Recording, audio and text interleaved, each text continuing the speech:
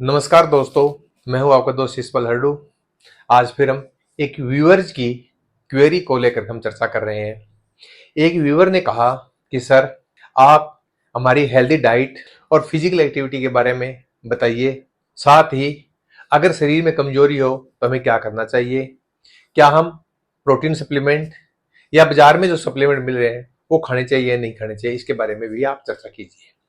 तो दोस्तों, मैं आज अपना इस वीडियो पहले हमारी आईसीएमआर यानी Indian council of medical research है वो क्या कहती है उसके बारे में, फिर हेल्दी डाइट्स और फिजिकल एक्टिविटी के बारे में बात करूंगा, और अंत में आपको एक ऐसी रेसिपी बताऊंगा, होममेड रेसिपी, जो आपको न केवल हेल्दी रखेगी बल्कि आपके सभी माइक्रो न्यूट्रिएंट्स की पूर्ति करेगी।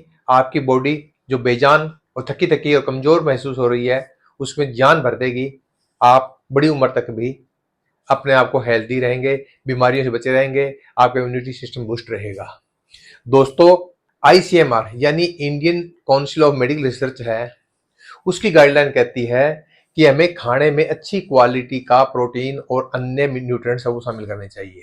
वहीं आईसीएमआर के तहत काम करने वाली जो संस्था है एनआईएन यानी नेशनल इंस्टीट्यूट ऑफ न्यूट्रिशन, उसने कहा है कि मस्कुलर बॉडी बनाने के लिए आप जो प्रोटीन सप्लीमेंट लेते हैं वो या तो ले ही ना, और लें तो सीमित मात्रा में लें। साथ ही आप नमक और शुगर का सेवन है वो भी बहुत ही कम मात्रा में करें। दोस्तों, मैंने नमक और शुगर के बारे में एक अलग से वीडियो भी बनाया हुआ है जिसमें मैंने बताया था कि नमक है वो हम भारतीय लोग जरूर से ज्यादा लेते हैं। हमारी बॉडी 3 से 5 ग्राम नमक की रिक्वायरमेंट होती है, जबकि हम ज्यादा मात्रा में लेते हैं, और खास तौर पर पैकेट फूड और प्रोसेस्ड फूड है उनमें बहुत ज्यादा मात्रा में था। वही शुगर है, वो शुगर के पर भी मैंने अलग से वीडियो बनाया था, वो आप देख सकते हैं। तो दोस्तों, एनआईएन है, इसने अल्ट्रा प्रोसेस्ड फूड खाने से परहेज करने की सलाह दी है। साथ ही पैक्ड फूड खरीदते समय उसके अंदर जो फूड लेवल्स लिखे होते हैं यानी इंग्रेडिएंट्स लिखे होते हैं उनको चेक करने की भी सलाह दी गई है, लेकिन हम अज्ञानता की वजह से उनको कभी चेक नहीं करते। दोस्तों, एनआईएन कहती है कि हेल्दी डाइट है या हेल्दी लाइफस्टाइल है वो आपकी न केवल बीमारियों से आपको दूर रखेगी बल्कि आपको स्वस्थ रखेगी, और असमय में बीमारियां और होने वाली मौतों से भी आपको बहुत दूर रखेगी। हेल्दी लाइफस्टाइल का मतलब होता है कि आपकी बैलेंस डाइट हो और फिजिकल एक्टिविटी हो, तभी आपका हेल्दी लाइफस्टाइल होगा। सामान्य तो हेल्दी लाइफस्टाइल के हम 3 बातें लेते हैं, उसमें हरकत, आहार और आराम लेते हैं। लेकिन पहले जो 2 पॉइंट है आपके, हरकत यानी फिजिकल एक्टिविटी और आहार यानी बैलेंस डाइट, ये 2 बातें करना लागू करना बहुत ही जरूरी है, बहुत बहुत जरूरी है।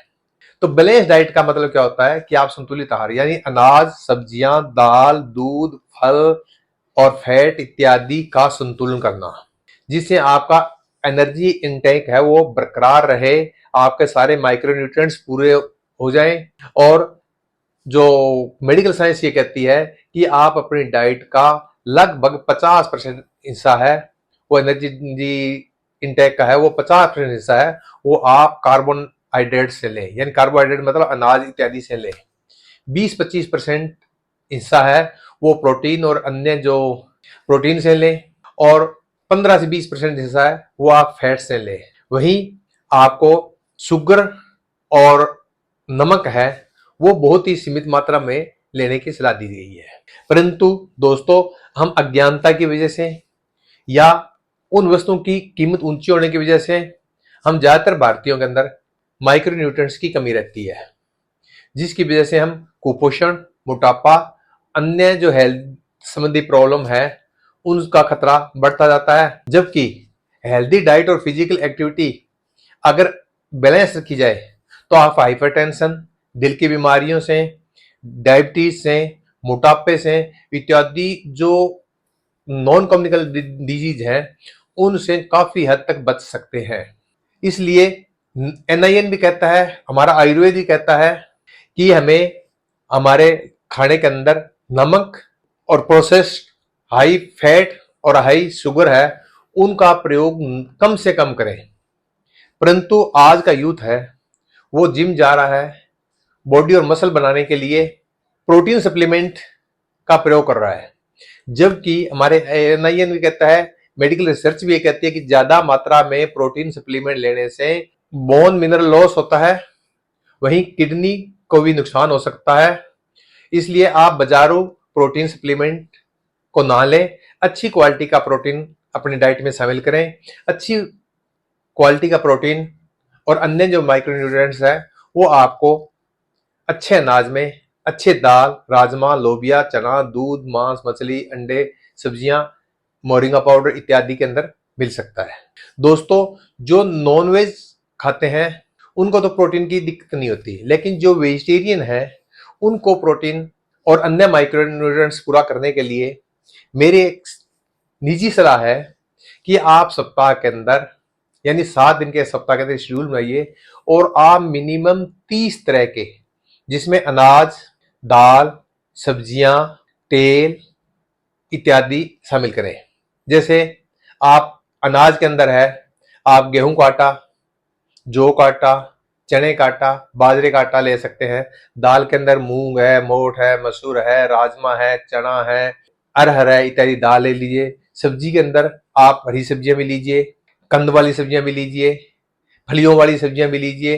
अलग अलग सब्जियों को शामिल करके आप वीक के अंदर मिनिमम 30 तरह के शामिल करेंगे तो ही आप अपने सारे न्यूट्रिएंट्स पूरे कर सकते हैं। तो दोस्तों, पहली बात तो जो आप बाजार से प्रोटीन सप्लीमेंट ले रहे हैं वो बिल्कुल नहीं लेने चाहिए।